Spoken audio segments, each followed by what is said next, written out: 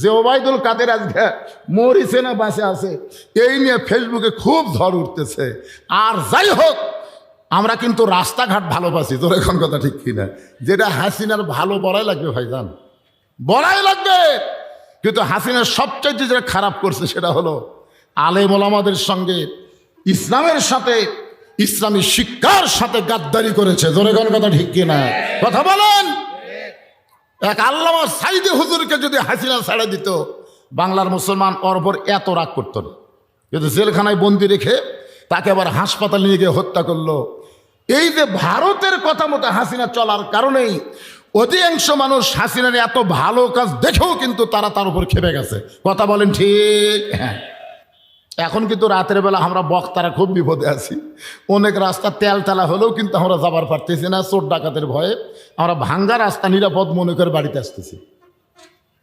এই হাসিনা যাওয়ার পর থেকে বুঝলেন এতই সন্ত্রাসী বেড়ে গেছে ভাইজান, রাস্তার মধ্যে যেটি সেটি চিন্তাই। এখন হয়তো বলবেন হুজুর আপনি হাসিনার তারিফ করতেছেন। আচ্ছা, আমাদের বগুড়া শহরের দিকে তাকালে মাঝে মধ্যে হাসিনার কথা মনে হয় না? তল দেও গাড়ি যায়, উপর দেও গাড়ি যায়। এটা করলো কে? কথা কর না কেন? এটা কে করলো? আমি ভবিষ্যতে যারা বাংলাদেশের ক্ষমতার মসনদে বসবেন তাদেরকে বলতেছি, খবরদার ভারতের পক্ষ অবলম্বন করেন না। কারণ বাংলার মুসলমান আর যাই হোক, ভারতের দালালি তারা পছন্দ করে। জোরে কর না কেন? করে। কেন করে না? যেই ভারত আমাদের 400 বছরের পুরাতন বাবরি মসজিদ ভাঙ্গা ওই জায়গায় রাম মন্দির তৈরি করলো।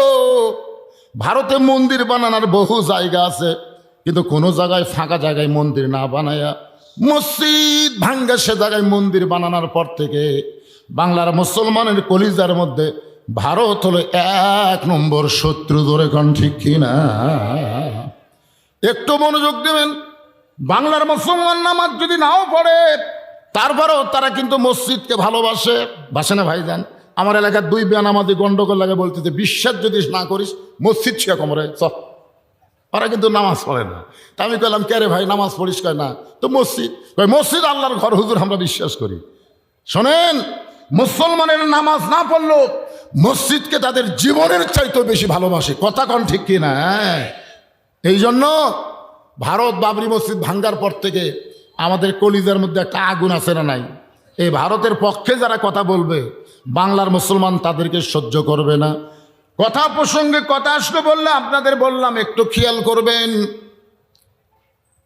বলতেছে হযরত ওমর যখন আল্লাহর কোরআন দিয়ে রাষ্ট্র চালায় তখন প্রত্যেকটা মানুষের জন্য দিনও যা রাতও তাই। তুমি জানো না, তুমি জানো না। কি কি ভাইজান কি না? শোনেন, আজান আজান কি জন্যে? নামাজের জন্য, ঠিক না? আজানের উত্তর দেওয়া মানে কি? সবাইকে দেওয়া লাগবে না, এখান থেকে যে কোনো একজন উত্তর দিলেই চলবে। আর আজান দেওয়া মানে আমাদেরকে নামাজের জন্য ডাকতেছে। ধরে কোন কথা ঠিক কিনা? এখন আমরা নামাজ পড়বো না? ভাই এখানে যত মানুষ বসে আছেন আমরা কি এসে নামাজ পড়বো না? প্রতিদিন হয়তো যে টাইমে পড়তাম আজকে সেখান থেকে 1 ঘন্টা 1 ঘন্টা পরে যদি পড়ি অসুবিধা হবে? কোনো সমস্যা আছে? যারা নামাজ পড়বে তারা ঈশার নামাজ না পড়ে কোনোদিন ঘুমাতে পারবেন না। বিশ্বাস যদি না হয়, আপনি যারা 5 ওয়াক্ত নামাজ পড়েন একদিন ঈশার নামাজ না পড়ে আপনি ঘুমানোর চেষ্টা করেন তো দেখি কত বড় মরদ আপনি ঘুমাতে পারেন। নামাজের জন্য ঈশার নামাজ হলো সবচাইতে বড় ঘুমের ট্যাবলেট। আপনি যখন নামাজ আদায় করবেন আপনি দেখবেন সুন্দর মনে ঘুম পাড়বেন। নামাজ পড়বেন না, ঘুমও ধরবি না। এই জন্য আমরা যারা এখানে ওয়াজ শুনতেছি আমরা কি নামাজ পড়বো না?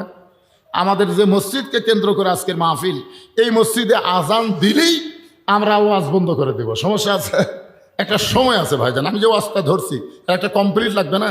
এই জন্য আপনারা আনসান করেন না।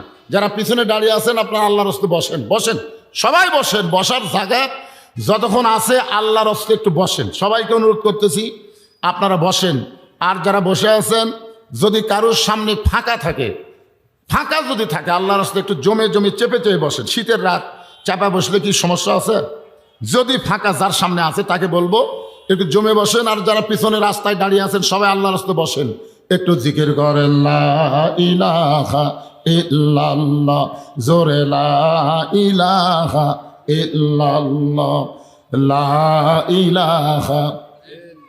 লা ইলাহা ইল্লাল্লাহু মুহাম্মাদুর রাসূলুল্লাহ। সকলে বলি সাল্লাল্লাহু আলাইহি ওয়াসাল্লাম। কি দান করলো আবার? হঠাৎ এরকম হাত দিয়ে কি করো বাবা? কি সুন্দর মাইকের সাউন্ড! আরে পাগলা, বগুড়া জেলার মধ্যে যত বক্তা আছে আমার চাইতে ভালো মাইক কেউ ছিল না। না, সাউন্ড বাড়া দেওয়ার দরকার নাই তো, যেটা আছে সেটাই থাক। কি আজান তো হবেই রে পাগলা, আজান হবে না? আমি দেখছি, আমি যে সুতারপুর একটা ফ্ল্যাট আছে ওখানে যখন শুয়ে থাকি দেখি 3টার সময় আসরের আজান হয়, আবার দেখি 4:45 আসরের আজান হয়, আবার দেখি 4:15 আসরের আজান হয়। আপনি কোনটার উত্তর দিবেন? এই কতক্ষণ কোনটার উত্তর দিবেন? 3টার দিবেন? আলে হাদিস যারা ওরা 3টার দিবে, ধরে কোন কথা ঠিক না? আমরা কোনটার দেবো? দেখ না কার আজান, আমরা উত্তর দেব এই মসজিদে যেটা হবে সেটা। আমার কথা কি বুঝতে পারছেন? শহরের মসজিদে কখন কোন জায়গাতে আজান দিবি এখন এই পর্যন্ত ওয়াজ বন্ধ করে তুই যে কটা বসে উঠে চলে যাবে। প্রতিদিন যা করেন কেন আজকের দিনে একটু কথাগুলো গুরুত্ব তো শোনেন তো, কথা কি গুরুত্বপূর্ণ না? আরে নামাজ পড়া তো লাভ নাই, নামাজ ধরা লাগবে ভাই জান। সেই কথাটাই আপনাদের সামনে আসতেছে। আমি যে আয়াতে কারিমা তেলাওয়াত করেছি সে আয়াতটা হলো ইয়া আইয়ুহাল্লাযীনা আমানুস্তাঈনু বিস-সাবরি ওয়াস-সালাহ ইন্নাল্লাহা মা'আস-সাবিরিন। এই আয়াতের উপরে যখন ওয়াজ করবো না তখন বুঝবেন আজান কি নামাজ কি বোঝা লাগবে। না বুঝে সারাদিন কেউ যদি পড়ে ওই পরীক্ষা পাস করবে? পড়িচ্ছে বোঝা না, খালি পড়ে পড়ে পড়ে পড়ে সারা রাত পড়ে পরীক্ষা দিলে ফেল করে। তা আমাদের বর্তমানে বাংলাদেশের নামাজের অবস্থা হচ্ছে তাই, সারা জীবন নামাজ পড়বি, পরীক্ষা যে ফেল করবি। ওয়াজটা শোনেন মনোযোগ দিয়ে। যেই কথা বলতেছিলাম একটু গুরুত্ব দেন।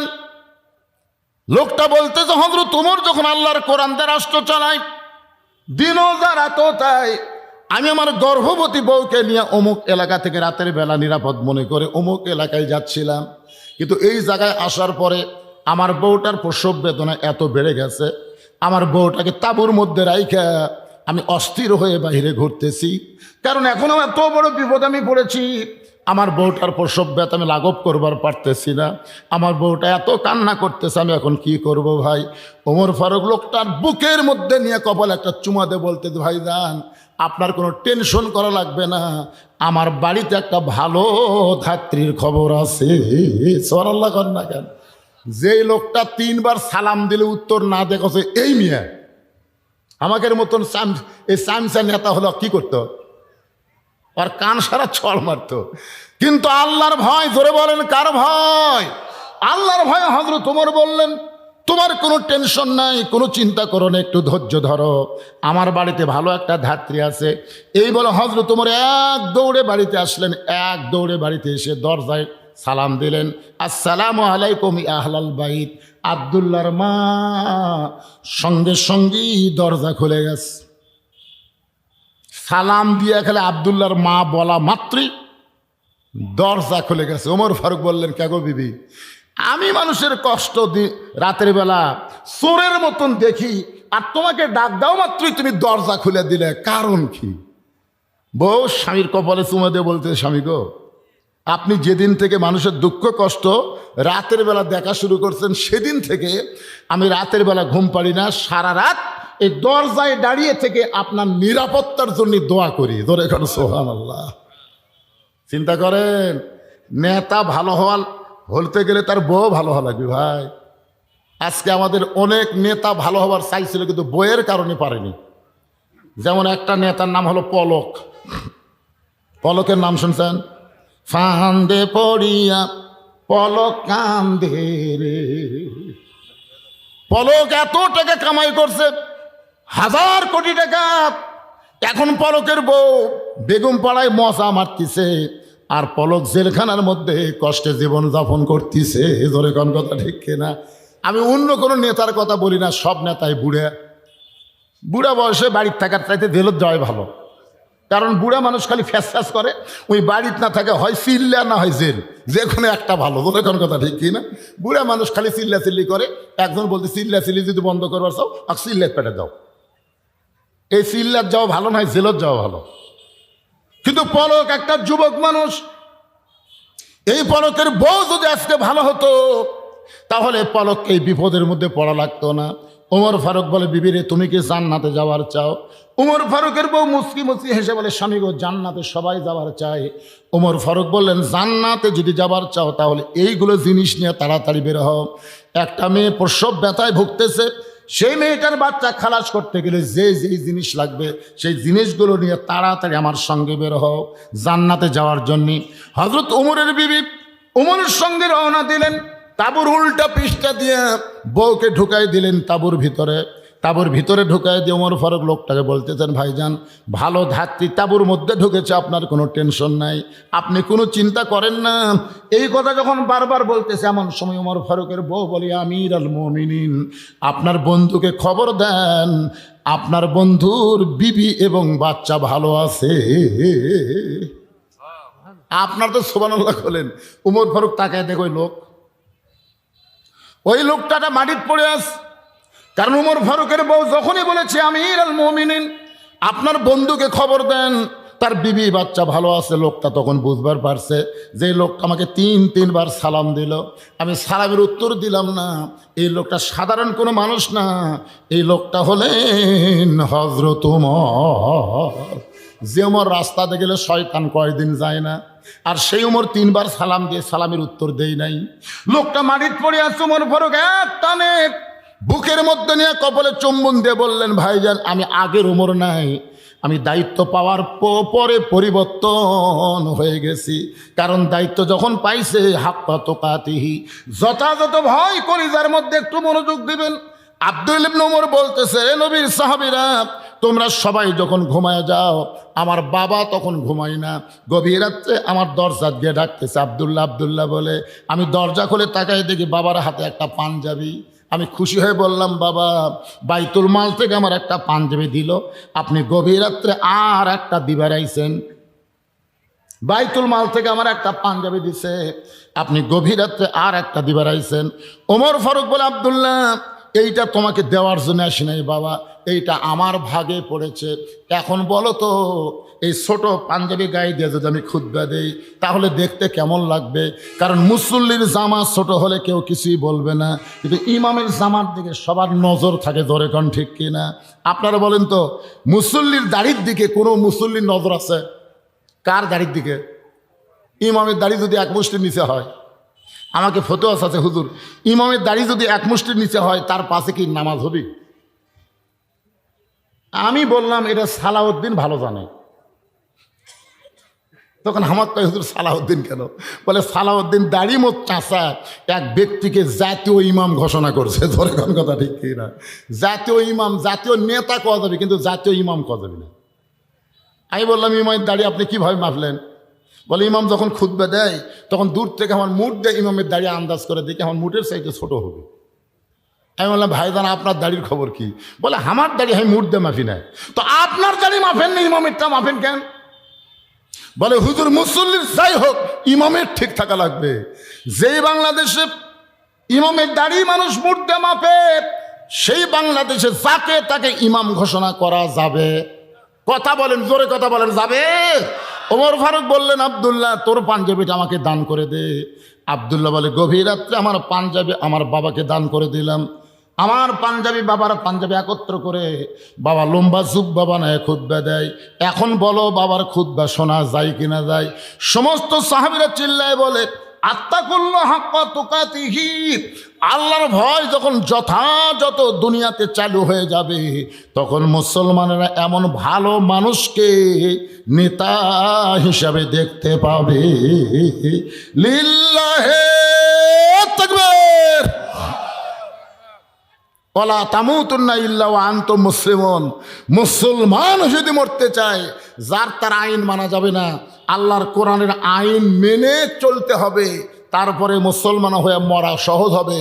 আর মুসলমান হয়ে কেউ যখন মৃত্যুবরণ করবে তাকে কবরের কোনো চিন্তা করা লাগবে না। আল্লাহ কোরআনে বলেন, ইন্নাল্লাযীনা ক্বালু রাব্বুনাল্লাহু সুম্মা ইসতাকামু তাতানাজ্জালু আলাইহিমুল মালাইকা আল্লা তাখাফু ওয়া লা তাহজানু ওয়া আবশিরু বিল জান্নাতিল্লাতী কুনতুম তুআদুন।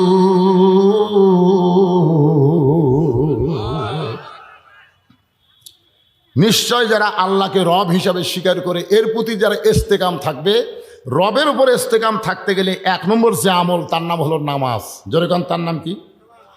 আচ্ছা, কোনো বেনামাজি যদি কবরে যায় আর কোনো নামাজি যদি কবরে যায়, আপনার বলেন তো তফাৎ কি? নামাজি কবরে গেছে মানে আসরের নামাজ জামাতে আদায় করছে, মাগরিব নামাজ আদায় করছে, এশার নামাজ জামাতে আদায় করছে, কিন্তু ফজর আসার আগে লোকটা মারা গেছে।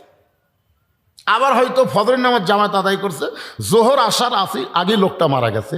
এই লোকটাকে যখন কবরে রাখা হবে, মুনকির নাকির এসে সর্বপ্রথম তাকে প্রশ্ন করবে, মান রব্বুকা, তোমার রবকে, তোমার রবকে। ওই লোকটাকে যখন প্রশ্ন করবে, ওই লোকটা মুখই খুলবি না, মুখ বন্ধ থাকবি।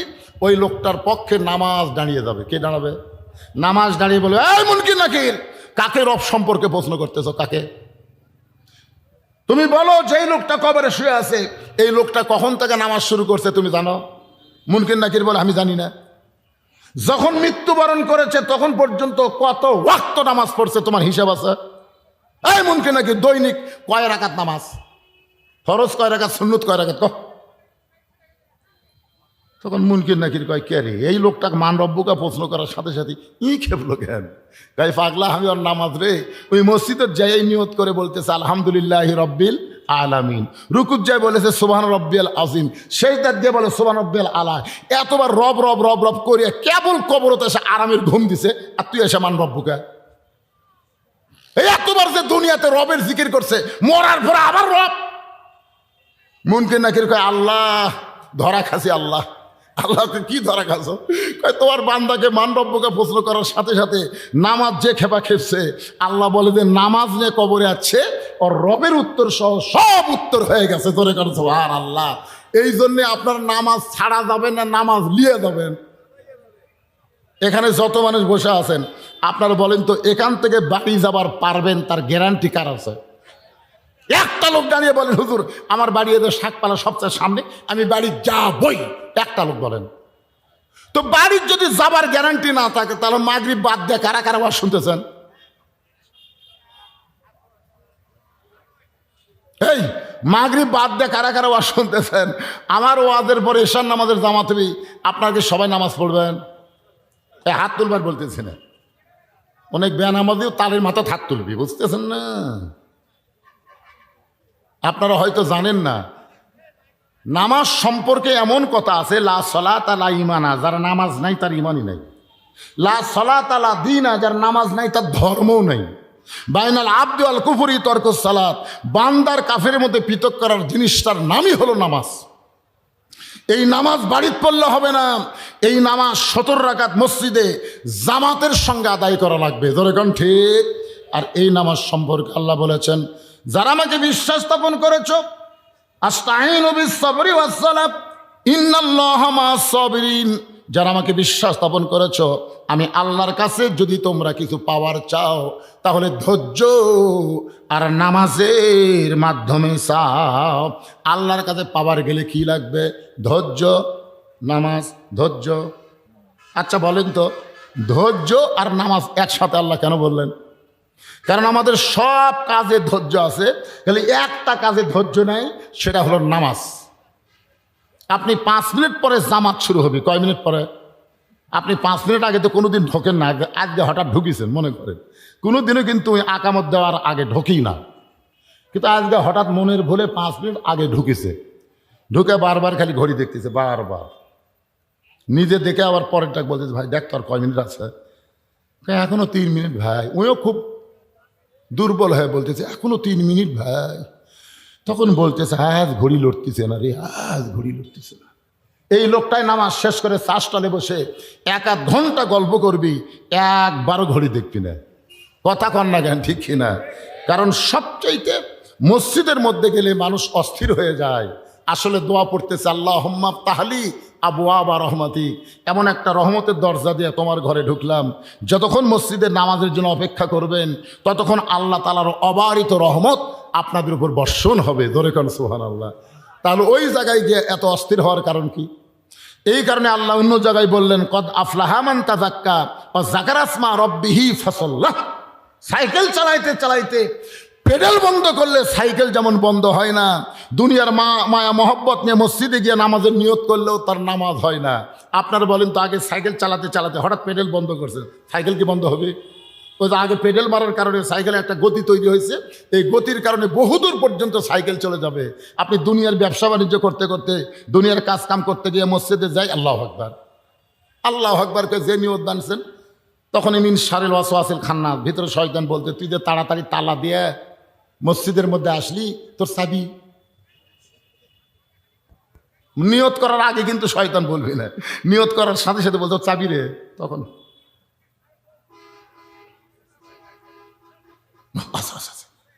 আপনার বলেন তোর নামাজ আছে? হাদিসে আছে বিস্তারিত, হুজুরি কলব ব্যতীত করছেন কালেও নামাজ তোর হবে না।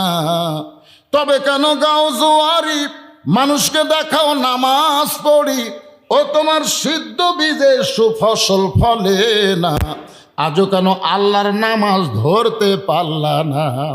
আল্লাহ কয় নামাজের জোরে ফাহেশা কাজ যাবে দূরে, পাক কোরআনে রয়েছে ঘোষণা। এখন আকাম কুকাম নামাজ রোজা একসাথে বান্দিয়া বোঝা, জাহান নামে দিয়া সরওয়ানা। আজও কেন আল্লাহর নামাজ ধরতে পারলা না? এতন অবস্থাও থাকে, দিনের আলোতেও থাকে, রাতের অন্ধকারেও থাকে। জীবিত অবস্থায় সবসময় যে ফেরেশতা দুইজন আমাদের সঙ্গে থাকে, এটা কি আপনাদের বিশ্বাস হয়? তাহলে আমি যেগুলো ভালো কাজ করি, আমি যেগুলো খারাপ কাজ করি, এগুলো লেখার জন্য দুইজন সম্মানিত ফেরেশতা আল্লাহ সেট করে দিয়েছেন। কিন্তু আল্লাহর নবীর সঙ্গে দুইজন ফেরেশতা থাকতো না।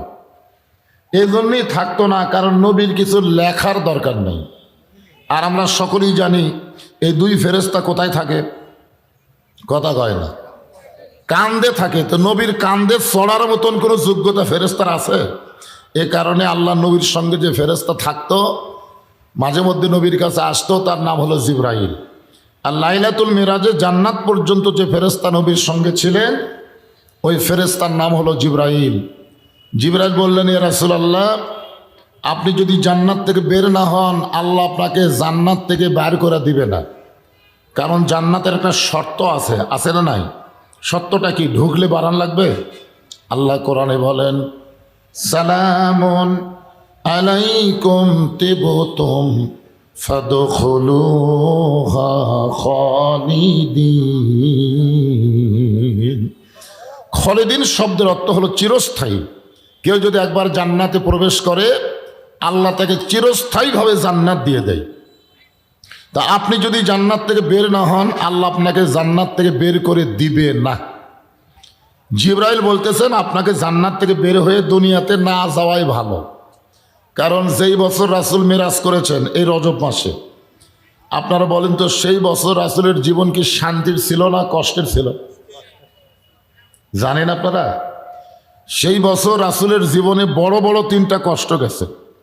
1 নম্বর কষ্ট হলো নবীর চাচা আবু তালেব দুনিয়া থেকে বিদায় নিয়েছেন। অনেকে মনে করবেন চাচা মরলে ভ্যাস্তার কি?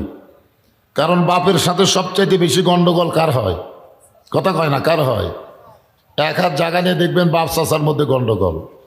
অনেক সময় আমরা কিন্তু বলি, আল্লাহ চাচা মরাই ভালো, চাচা মরলে আর বাপের সাথে গন্ডগোল হবে না, ঠিক কিনা বলে? কিন্তু আল্লাহর নবীর চাচা বিদায় নেওয়ার কারণ, নবী এত কষ্ট পাওয়ার পিছনে কারণ হলো, নবী নিজেই বলেছেন, মায়ের পেটে থাকা অবস্থায় আমি এতিম ছিলাম, কিন্তু দুনিয়াতে আসার পর আমি এতিম ছিলাম না। সাহাবারা জিজ্ঞাসা করলেন, এ রাসূলুল্লাহ, দুনিয়াতে আসার পরে আপনি এতিম ছিলেন না, এটা কেমন কথা? আল্লাহর নবী বললেন, ভাগ্যগুণে আমি এমন একটা চাচা পাইছিলাম, যেই চাচা আমাকে বাবার চাইতেও বেশি দয়া করছে। জোরে কোন সুবহানাল্লাহ। আমার যে বাবা নাই এটা আমি কোনোদিন বুঝতেই পারিনি। এখন বলেন সেই চাচা মরলে ভাস্তার কষ্ট হবে কি হবে না? চাচা দুনিয়া থেকে বিদায় নেওয়ার কিছুদিন পরেই আল্লাহ নবীর দরদের বিবি খাদিজাতুল কুবরা দুনিয়া থেকে বিদায় নিলেন। এই একই বছরে, যে বছর চাচা গেলেন ওই বছরই দরদের বিবি খাদিজা দুনিয়া থেকে বিদায় নিলেন। আপনারা সকলেই জানেন, যতদিন মা খাদিজা নবীর সঙ্গে স্ত্রী ছিলেন, জীবিত অবস্থায় রাসূল খাদিজা থাকা অবস্থায় আর কোনো বিবাহ করেননি। মানে খাদিজার মহব্বতে নবী এবং নবীর মহব্বতে খাদিজা, যাকে বলা হয় দরদের বিবি, ধরে কোন সুবহানাল্লাহ। এই মা খাদিজা দুনিয়া থেকে বিদায় নেওয়ার পরে আল্লাহ রাসূল তায়েফের ময়দানে গেলেন। তায়েফবাসীরা নবীকে এত কষ্ট দিল যে কষ্টে আল্লাহ নবীর দেহ থেকে রক্ত পর্যন্ত ঝরল। এখন বলেন কষ্ট কয়টা গেল? 3টা কষ্ট। চাচা মারা, দরদের বিবি খাদিজা বিদায় নেওয়া, তাইফের ময়দানে পাথর খাওয়া। এখন বলেন এত কষ্টের পরে নবীকে আল্লাহ তাআলা আরশে নিয়ে গেলেন, এটা কি শান্তি নয়? এটা কি সুখ না? এটা কি খুশির খবর না? আমাদের বাংলাদেশে আমরা দীর্ঘদিন বহু কষ্ট করেছি, ঠিক কিনা বলেন? বহু কষ্ট। কষ্টের পরে আগামীতে একটা শান্তি সুখ আসার সম্ভাবনা আছে। আপনাদের কি মনে হয়? বুঝবার পারতেছেন না? গোটা বাংলাদেশ ওয়াজ করার পরে এতটুকু আল্লাহ পাক আমাকে দেখাইতেছে আর কি, আমি দেখতে পাচ্ছি মানুষ আর কষ্টে থাকতে চায় না। মানুষের তৈরি আইনের মধ্যে মানুষ আর থাকতে চায় না। আগামীতে আল্লাহর কোরআন দিয়ে বাংলাদেশ চলবে, এ দৃশ্য বাংলার মুসলমান দেখবার চায়। ধরে কোন কথা ঠিক কিনা? তবে আমার বিশ্বাস কষ্টের পরে শান্তি আছে না নাই? হয়তো আল্লাহ সেই শান্তি আমাদেরকে দিতে পারেন। তো আল্লাহর নবীকে জিবরাইল বললেন, হুজুর দুনিয়াতে গিয়ে খালি কষ্টই হয়, এই জান্নাতের মধ্যে আপনি থাকেন, বার না হলে আল্লাহ বার করে দিবে না। ওই সময় আমাদের নবী শুধু নবী না, আমাদের নবীর নেতা হয়ে বললেন, জিবরাইল আমি নবী আমার জন্যে না, আমি নবী হলাম আমার উম্মতের জন্যে। জোরে কোন সুবহানাল্লাহ। যেই নবী জান্নাতের মধ্যে গিয়া আমাদের কথা বলে না, আর এখনকার নেতারা সংসদে গেলে আর আমাদের কথা মনে থাকে না। জোরে কোন কথা ঠিক কিনা? দেখবেন সংসদ পাশে তো কি জানি পায়ে গেছে, নেতার বগড়া আসবেই না। মাঝে মধ্যে নেতা বগড়ায় বেড়াবার আসবে, এসে চামচা এমনভাবে নেতাকে ঘিরে ধরবে, একটা ভোটারেরাও নেতার কাছে যাবার পারবে না। জোরে কোন কথা ঠিক কিনা? এইগুলো নেতা আসলে নেতা না। এখন বুঝবার পারতেছেন না, কিন্তু নেতা প্রকৃত কারা? আল্লাহ নবী বললেন, জিবরাইল আল্লাহ যদি আমাকে জান্নাতে থাকার জন্য ঢুকতে বলতেন, আমি জান্নাতে ঢুকতামই না। আমি সেই দিন জান্নাতে থাকার জন্য ঢুকব যেদিন আল্লাহ তাআলা আমার সমস্ত উম্মাতিনীকে জান্নাত দিবে। এমন একজন বিশ্বনবীর উম্মত হওয়াতে আপনারা খুশি না বেজার? তাহলে জবান খুলে আর একবার বলি আলহামদুলিল্লাহ। আমি আপনাদের অনুরোধ করবো, গেটের কাছে শুধুমাত্র ভলেন্টিয়ার ছাড়া বাদ বাকি যারা আছেন তারা বসে পড়বেন। কোরআনের মাহফিলে বসাটাই হলো আদবি। বসাটা কি? আদব। আর দাঁড়িয়ে থাকা ওটা বলা লাগবে না, আদবের উল্টা কি হয়? তো বসাটা যদি আদবে হয়, দাঁড়িয়ে থাকা কি আপনি নিজেই চিন্তা করেন। এই জন্য আমি বলবো যতক্ষণ জায়গা আছে আপনারা বসবেন। যে কোরআন থেকে আপনারা আলোচনা শুনবেন, এ কোরআন সম্পর্কে আমাদের ধারণা থাকা দরকার, ঠিক কিনা বলেন? এ কোরআন সম্পর্কে আমাদের একটা আইডিয়া থাকা দরকার। আপনারা বলেন তো, যে কোরআন থেকে আপনারা তাফসির শুনবেন, এই কোরআনে কোনো সন্দেহ আছে? যেই কোরআনের প্রথমে আল্লাহ বললেন যালিকাল কিতাবু লা রাইবা ফীহি হুদাল লিল মুত্তাকিন, এই কিতাবের মধ্যে কোনো সন্দেহ নাই, এই কিতাব পাইকারি হারে সবাইকে হেদায়েত দিবে না, কেবলমাত্র মুত্তাকি বান্দাবান্দি যারা আল্লাহর কোরআন থেকে হেদায়েত পাবে তারা। বলেন সুবহানাল্লাহ। এখন বলেন তো, আপনাদের শাকপালা এলাকায় মুত্তাকি কারা? যারা কোরআন থেকে হেদায়েত পাবে পাইকারি হারে সবাই পাবে। যারা এখন মেলার মধ্যে ঘুরতেছে এরাও মুত্তাকি। যারা আমার সামনে বসে আছেন আপনারা আর মেলার মধ্যে ঘরে যারা, সবাই সমান? জোরে কোন সবাই কি সমান? আল্লাহ যদি বলতেন যালিকাল কিতাবু লা রাইবা ফীহি হুদাল লিন নাস, এই কিতাবের মধ্যে কোনো সন্দেহ নাই, এই কিতাব পাইকারি হারে সবাইকে হেদায়েত দিবে। তাহলে আমরা বুঝতে পারতাম মেলার মধ্যেও যারা, মাহফিলেও যারা, সবাই হেদায়েত পাবে। আসলে আল্লাহ তাআলা এখানে ক্যাপাসিটি করে বললেন মুত্তাকি বান্দাবান্দি যারা আল্লাহর কোরআন থেকে হেদায়েত পাবে তারা। এই মুত্তাকির এক নম্বর বৈশিষ্ট্য হলো আল্লাযীনা ইউমিনুনা বিল গায়ব, অদৃশ্যের প্রতি যারা বিশ্বাস স্থাপন করে। আপনারা কিছুক্ষণ আগে মাগরিবের নামাজ পড়ছেন, পড়েন নাই? আচ্ছা, মাগরিবের নামাজ পড়ার সময় এক সময় আত্তাহিয়াতুর শেষের দিকে যায় আপনারা কিন্তু এভাবে আঙ্গুল তুলছেন, তোলেননি? আচ্ছা, কি জন্য তুলছেন? আমি এক মুসল্লির বললাম, ভাই এদের এভাবে আঙ্গুল মারলেন কারণ কি? সবাই তোলে, আমিও তুলি। মানে সবাই তোলে, ওইও তোলে, আমরা কি সেজন্যই তুলি? আমরা কিন্তু স্বীকারোক্তি দিলাম আশহাদু আল্লা ইলাহা ইল্লাল্লাহ। ফেরেশতারা বলতেছে, আল্লাহ তোমার যে বান্দা নামাজের মধ্যে আত্তাহিয়াতুর শুরুতে বসে ইল্লাল্লাহ বলে এক আঙ্গুল তুলে তোমার স্বীকারোক্তি দিল, এরা কি তোমাকে দেখছে? তা আল্লাহ বলতেছে, এরা তো আমাকে দেখে নাই। ফেরেশতারা বলল, না দেখা আল্লাহকে যারা স্বীকারোক্তি দেয় এদের রেজাল্ট কি? আল্লাহ বলতেছে, এরা যতই পাপী হোক না কেন এরা পাবে বিনা হিসাবে জান্নাতি। ইয়ার কি মনে করছেন? এভাবে আঙ্গুল তোলা সবার ভাগ্যে হয় না, একমাত্র নামাজি যারা তারাই আঙ্গুল তুলতে পারে। জোরে কোন কথা ঠিক কি না? অদৃশ্যের প্রতি বিশ্বাস স্থাপন করা। মুত্তাকি বান্দাবান্দি যারা হবে, না দেখা দুই ফেরেশতাকে তারা বিশ্বাস করবে। আমার দুই কাঁধে দুটো ফেরেশতা আছে, দেখছি কোন দিন রাতের অন্ধকারে দরজা জানলা লাগা দিয়ে অনেক ছেলেরা ভিডিও, মোবাইলের অশ্লীল ভিডিও দেখবার যখন চায়, ও যদি বিশ্বাস করে আমি একলা না রে, আমার কম্বলের মধ্যে আমার দুই ফেরেশতাও কান্দত আছে, আপনার বলেন তো ও অশ্লীল ভিডিও দেখতে পারবে?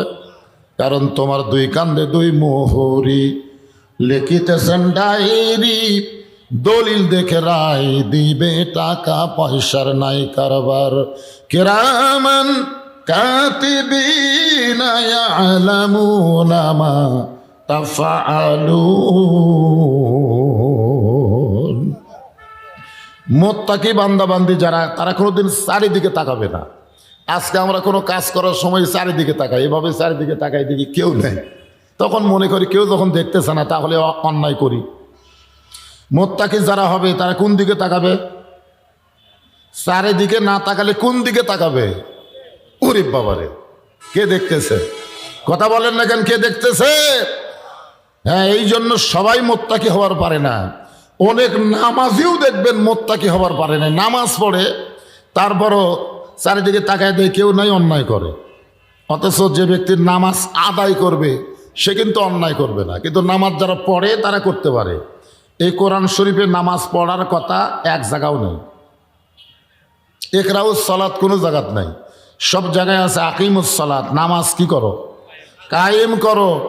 বর্তমান আমাদের বাংলাদেশে আমরা নামাজ পড়তেছি, নামাজ কায়েম হচ্ছে না। কায়েম শব্দের অর্থ হলো প্রতিষ্ঠা।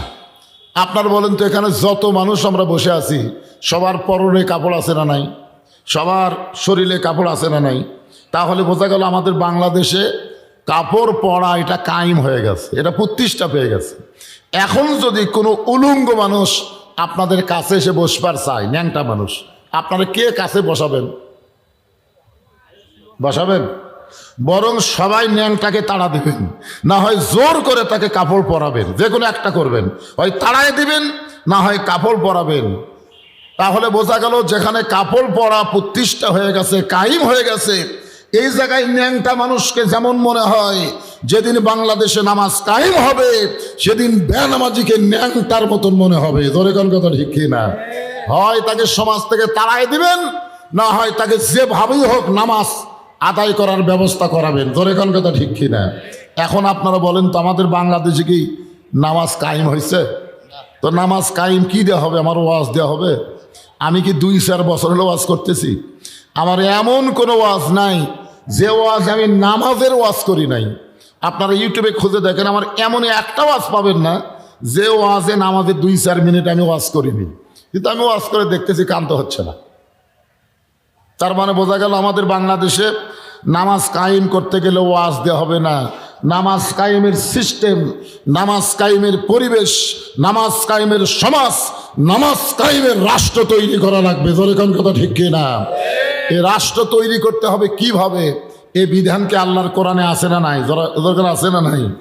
যেই কোরআন সম্পর্কে আল্লাহ বললেন অনুনাজ্জিলু মিনাল কুরআনি মা হুয়া শিফাউ ওয়া রাহমাতুল লিল মুমিনিন।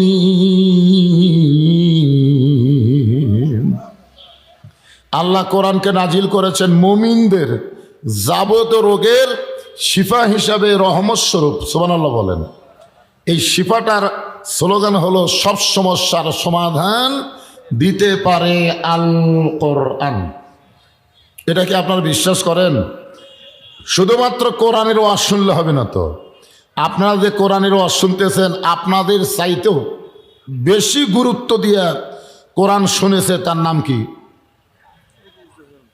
আপনাদের চাইতেও বেশি গুরুত্ব দিয়া যে কোরআন শুনছে তার নাম হলো আবু জেহেল।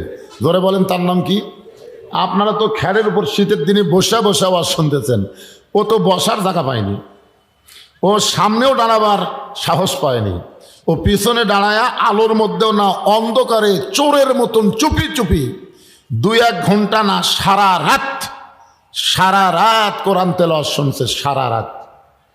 যেই কোরআন সম্পর্কে আল্লাহ বললেন ইন্নামাল মুমিনুনা আল্লাযীনা ইযা যুকিরাল্লাহু ওয়াজিলাত কুলুবুহুম ওয়া ইযা তুলিয়াত আলাইহিম আয়াতুহু যাদাতুহুম ঈমানাও ওয়া আলা রাব্বিহিম ইয়াতাওয়াক্কালুন। কি বুঝলেন? মুমিন কারা? আবু জেহেল কি মুমিন?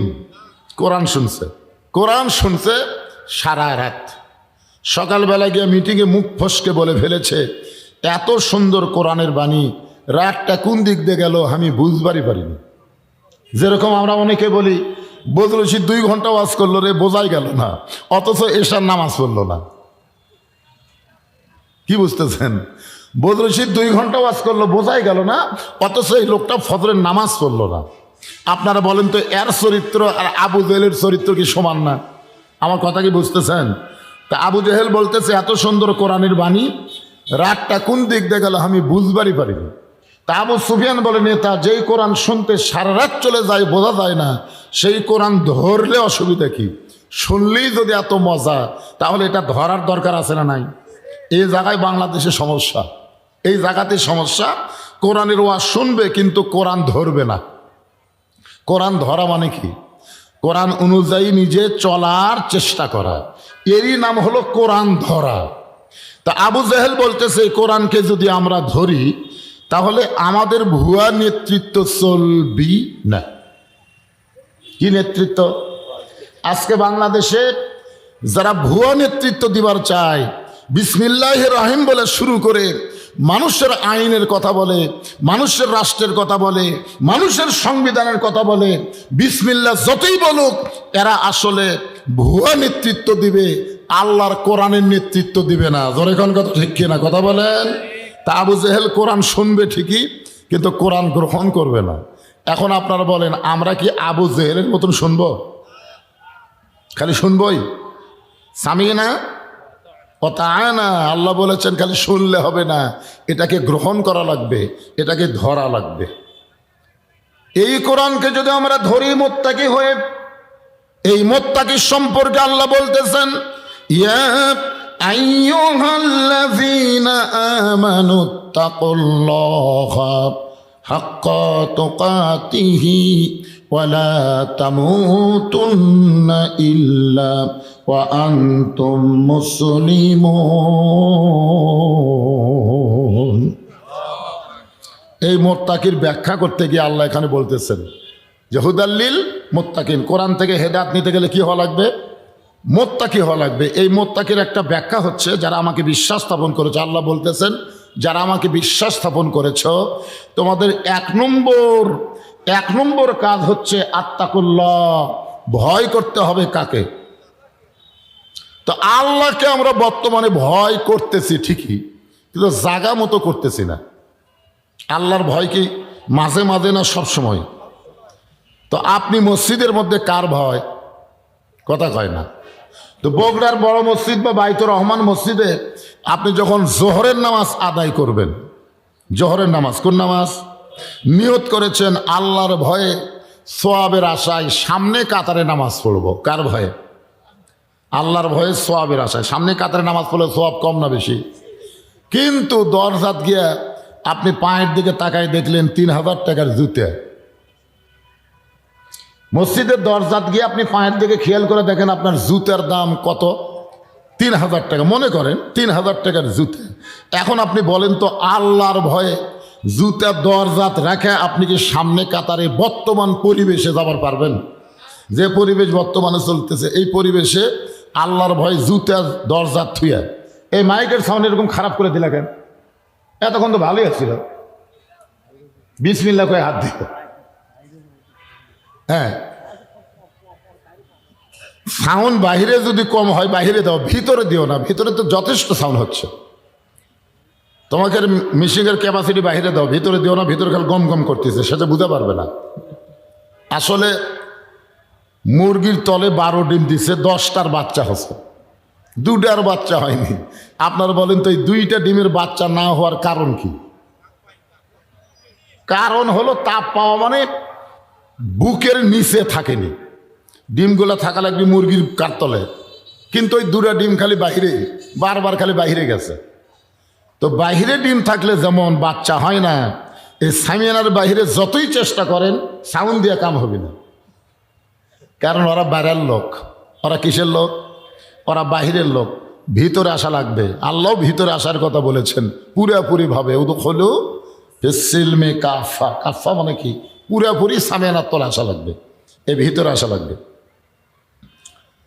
খুব খেয়াল করেন। তাহলে আপনি এখন আল্লাহর ভয়ে মসজিদের দরজা জুতে থুয়ে আপনি সামনে কাতারে যাবার পারতেছেন না, তাহলে আপনি কার ভয় করতেছেন?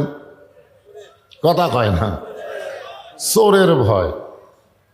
তাহলে বর্তমান পরিবেশে ভয় বেশি কার? আল্লাহর না চোরের? কারণ আগে জুতা হাতত নিলেন কার ভয়ে? তারপরে মসজিদে ঢুকলেন কার ভয়ে? তাহলে আগে চোরের ভয়, তারপরে আল্লাহর ভয়।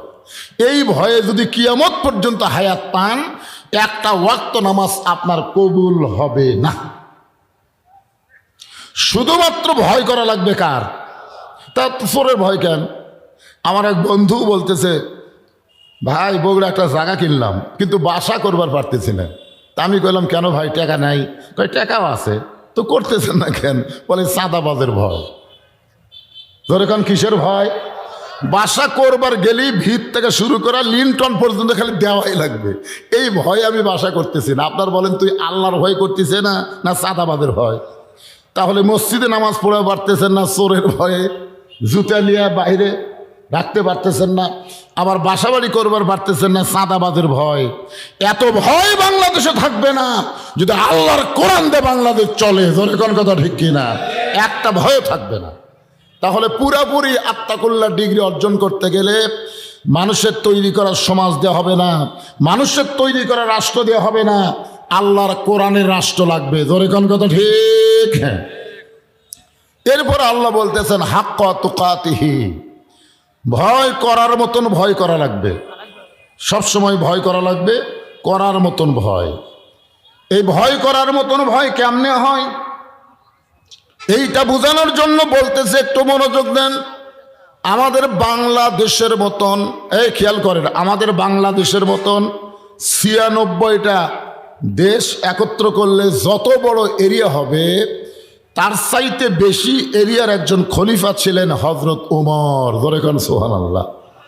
আপনারা উমর ফারুকের জীবনী পড়ে দেখবেন, উমর ফারুক যতদিন সাহাবী ছিলেন ততদিন এত গরম ছিল যে রাস্তা দিয়ে উমর যাইতো, সেই রাস্তা দিয়ে শয়তান কয়দিন যাওয়ার পারত না।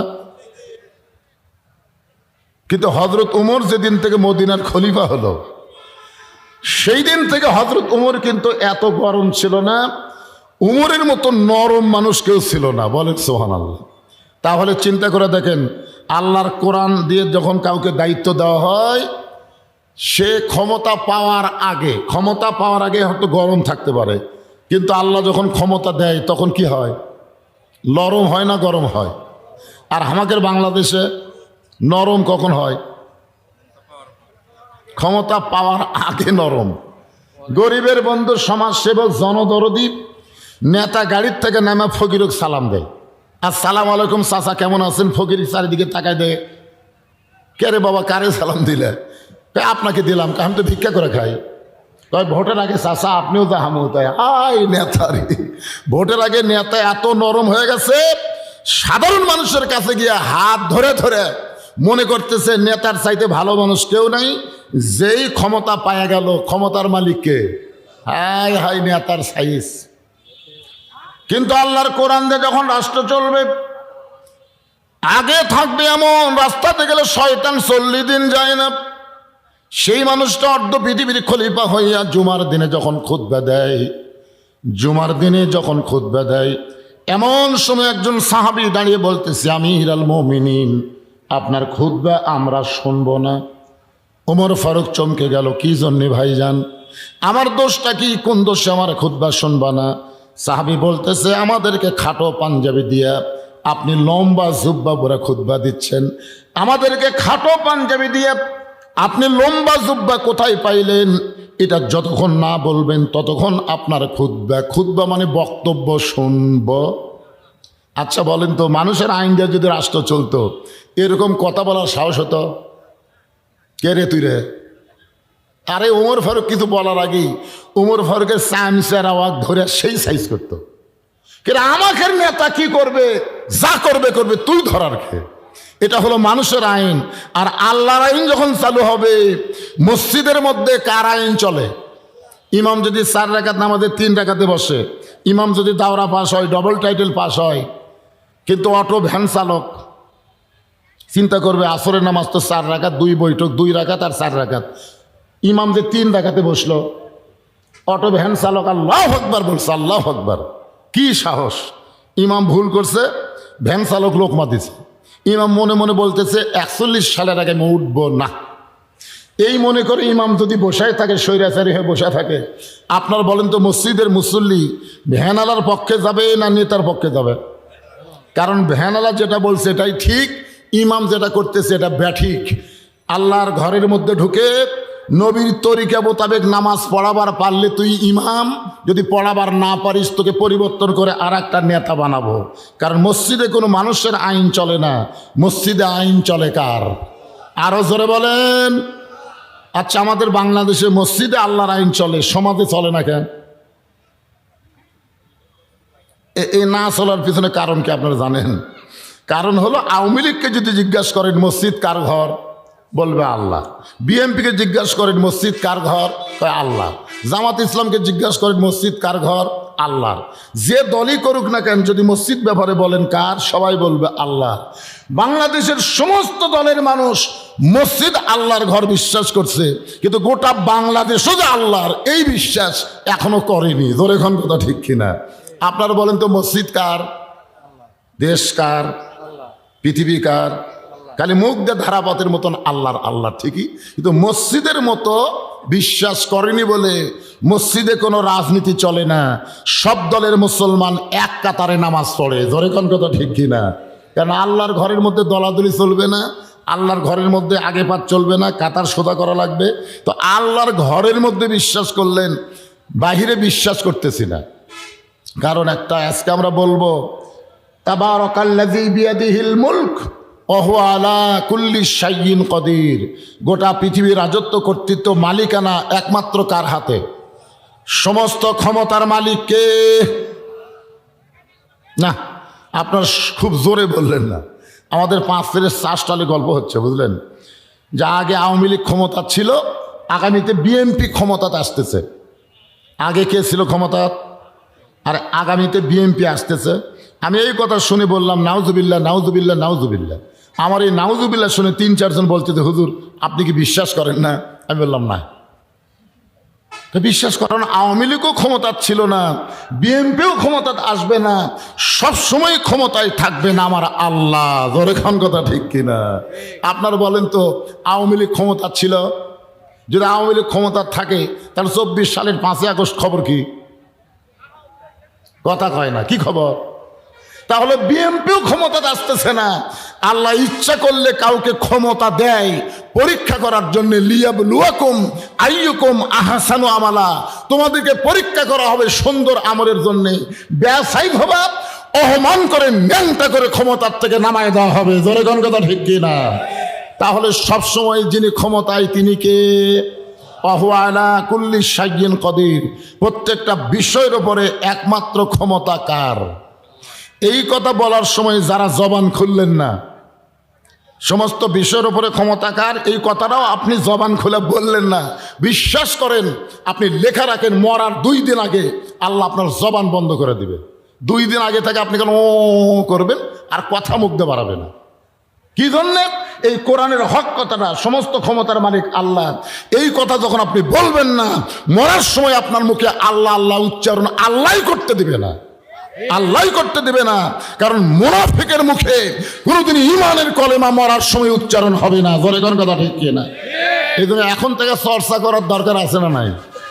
সমস্ত ক্ষমতার মালিককে আরো জোরে জোরসে বলুন মাশাআল্লাহ। এবার তো ঠিক হলো।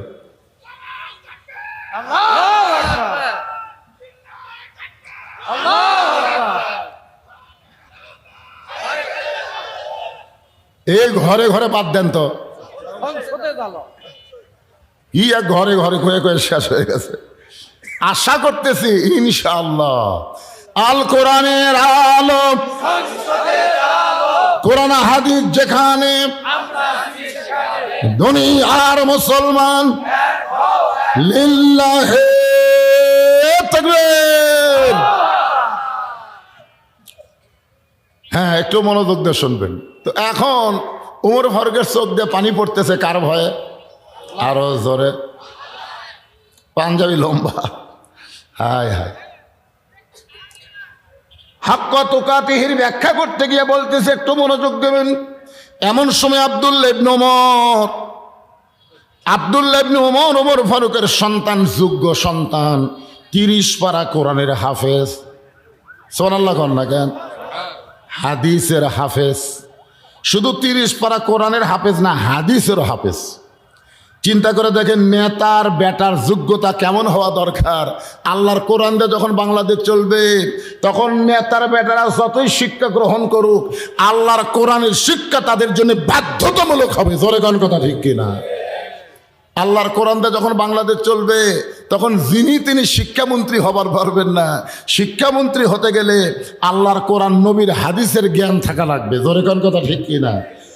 95% মুসলমানের দেশে তখন ঘোষণা হবে খায়রুকুম মান তাআল্লামাল কোরআনা ওয়া আল্লামাহ। ওই ব্যক্তি হলো পৃথিবীর সবচাইতে দামি, সম্মানী, যে আল্লাহর কোরআন শিখেছে এবং অপরকে কোরআনের শিক্ষা দেয়। তখন আগডম বাগডম ঘোরানোর সাথে ঢাক ঢোলক ঝাঁঝর বাজে, এই মিথ্যা শিক্ষা বাতিল হয়ে যাবে। মুসলমানের দেশে আল্লাহর কোরআন নবীর সুন্নাহ মোতাবেক শিক্ষা চালু হবে। জোরে কোন কথা ঠিক কিনা? এখন তো যা ইচ্ছা তাই চলতেছে। আমাদের ছোট ছোট বাচ্চাদেরকে পবিত্র হওয়ার জন্যে শুরুতে কোন শিক্ষা দেওয়া দরকার? পবিত্রতা শিক্ষা দেওয়া লাগবে না? একটা মাদ্রাসায় গিয়ে দেখবেন একটা বাচ্চা পেশাব করে কি করতেছে, আর একটা প্রাইমারি যা দেখবেন তুমি কি করতেছে, দেখবেন তো। মাদ্রাসার বাচ্চা পেশাব করে পানি খরচ করতেছে, ওযু করতেছে, কারণ কি? লা ইয়ামুসসুহু ইল্লাল মুতাহহারুন। ততক্ষণ পর্যন্ত এই কোরআন শরীফ স্পর্শই করা যাবে না যতক্ষণ পবিত্র না হবে। আর ক্লাস 2 এর ছাত্র কান্দের উপর ব্যাগ লিয়ে খাড়া হয়ে পেশাব করতেছে। কেরে বেটা বসে পেশাব কর, কেমনে পেশাব করা লাগে তোর স্যার শিখাইনি? ও তখন মুসকে হাসার বলে, চাচা প্রাইমারি পেশাবখানা যায় দেখি আমার স্যারই খাড়া হয়ে পেশাব কর, আর স্যারই খাড়া হয়ে মারে, তাহলে বসবে? এইরকম অপরিষ্কার অপবিত্রতার দিন শেষ করে আগামীতে পবিত্রতার দেশ বাংলাদেশ গড়ে তোলা লাগবে। জোরে কোন কথা ঠিক কিনা? মান সাআলাল্লাহু তাআলা আশ-শাহাদাতা বিসিদকিন বাল্লাগাহুল্লাহু মানাজিলা শুহাদা ওয়া ইম্মাতা আলা ফিরাশিহি, রাওয়াহুল বুখারী কিতাবুল মাগাজি। আল্লাহ রাসূল বলেন, কোরআনের বিজয়ের আন্দোলন করতে গিয়া কেউ যদি শাহাদাতের তামান্না নিয়ে অন্তর থেকে আল্লাহর কোরআনের কর্মী হয়ে যায়, ওই মাতা আলা ফিরাশিহি, সে যদি নিজের বিছনাতেও মৃত্যুবরণ করে, বাল্লাগাহুল্লাহু মানাজিলা শুহাদা, হাসরের ময়দানে আল্লাহ তাকে শহীদদের কাতারে দাঁড় করায় দেবে। তো তাহলে চেষ্টা করার দরকার আছে না নাই? দরকার আছে না নাই? হ্যাঁ, চেষ্টা করতে হবে ভাইজান। কারণ আমাদের বাংলাদেশে ওসমান হাদির নাম শোনেন আপনারা? আকাশেতে লক্ষ তারা, একটা চাঁদের আলো, হাজার কোটি মানুষের চাইতে একজন ওসমান হাদি ভালো। ওসমান হাদি কিন্তু মরে নাই। প্রত্যেকটা গ্রামে বাচ্চা জন্ম নিচ্ছে। মুসলমানের ছেলে জন্ম নেওয়ার সাথে সাথে কোন নাম ছেলের রাখবে? তারা কিন্তু অনেক ছেলের নাম ওসমান হাদি রাইকা দিছে। একটা ওসমান হাদি দুনিয়া থেকে চলে গেল, হাজার হাজার ওসমান হাদির জন্ম হচ্ছে। ধরে কোন কথা ঠিক কি না? আপনার মনে করেন মরে গেছে, আসলে মরে নাই। আল্লাহ কোরআনে বলেছেন, ওয়ালা তাকুলু লিমান ইউকতালু ফি সাবিলিল্লাহি আমওয়াতুন বাল আহইয়াউ ওয়ালাকিন লা তাশউরুন। আব্দুল্লাহ ইবনে ওমর বাবার পাশে দাঁড়ায় বলতেছে, রে নবীর সাহাবীরা, আমার বাবার জুব্বা লম্বা দেখে বাবার খুতবা তোমরা বন্ধ করে দিলে, কিন্তু আমার দিকে তাকায় দেখো, আমার পরনে কোনো নতুন কাপড় নাই। তোমরা খাটো পাঞ্জাবি হলেও তো নতুন পোশাক পরেছ, কিন্তু আমার পরে নতুন কোনো কাপড় নাই। এমন সময় অর্থমন্ত্রী ওসমান গনি, ওমর ফারুক যখন মদিনার খলিফা ছিলেন, ওই সময় অর্থমন্ত্রী হলেন ওসমান গনি। সুবহানাল্লাহ কন না কেন? অর্থমন্ত্রী, জোরে কন কি মন্ত্রী? ওমর ফারুক হচ্ছেন মদিনার খলিফা, ওই সময় অর্থমন্ত্রী ওসমান গনি, আর শিক্ষামন্ত্রী হলেন হজরত আলী। জোরে কন সুবহানাল্লাহ। ও আজগবি একজনকে মন্ত্রীর দায়িত্ব দিলে হবে না, তো বুঝে শোনা দেওয়া লাগবে। অর্থমন্ত্রী কেমন? অর্থমন্ত্রী তার চরিত্রটা কেমন, তার জীবনে পড়ে দেখেন। একদিন আল্লাহ রাসূল বললেন, ওসমান, আল্লাহ তোমাকে কত সম্পদ দিছে, তুমি কি তার হিসাব জানো? ওসমান গনি বলতেছি, ইয়া রাসূলুল্লাহ, যেদিন থেকে স্বাবলম্বী সামর্থ্যবান লোকের উপরে জাকাত ফরজ হয়ে গেছে, সেদিন থেকে অবশ্যই হিসাব রাখতে হবে, কারণ শতকরা 2.5 টাকা জাকাত দেওয়া কার হুকুম? তাহলে আল্লাহ যাদের সম্পদ দিছে, আপনারা বলেন তো হিসাবের দরকার আছে না নাই? খালি ভোটের সময় হিসাব দেওয়া, যারা প্রাপ্তি হচ্ছে তারা হিসাব দিচ্ছে, আমার এত টাকা আয়। কি হিসাব? তো সরকারকে দেওয়া লাগবে না, দেওয়া লাগবে কাকে? কথা বলেন কাকে? তাহলে আপনার সম্পদের হিসাবের দরকার আছে না নাই? আজকে অনেকে বলে, হুজুর আমার কত টাকা আছে আমি নিজেই জানি না। তুই জাহান্নামী, তুই জাহান্নামী। কারণ যেই বেটা সম্পদের হিসাব জানে না, সে ঠিক মতো জাকাত আদায় করে না। জোরে কোন কথা ঠিক কিনা? জাকাত আদায় করা নামাজের মতোই ফরজ। যেখানে নামাজের কথা আছে সেখানে জাকাতের কথা আছে না নাই? জোরে কোন আছে না নাই? তো ওসমান গনি বললেন, অবশ্যই তো একটা হিসাব আছে। আল্লাহ রাসূল বললেন, হিসাবটা দাও তো। ওসমান গনি বললেন, ইয়া রাসূলুল্লাহ, আল্লাহ আমাকে যত সম্পদ দিচ্ছে, এই সম্পদগুলো রাখতে গিয়া যে গুদাম, এই মনোযোগ দিয়ে শুনবেন, যে গুদাম, এই গুদামে তালা দিয়ে এই তালার চাবি টানতে একটা উট হিমশিম খায়।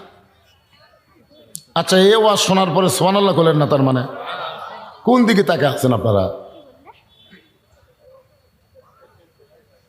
এই আমার কথার দিকে খেয়াল করতেছেন না?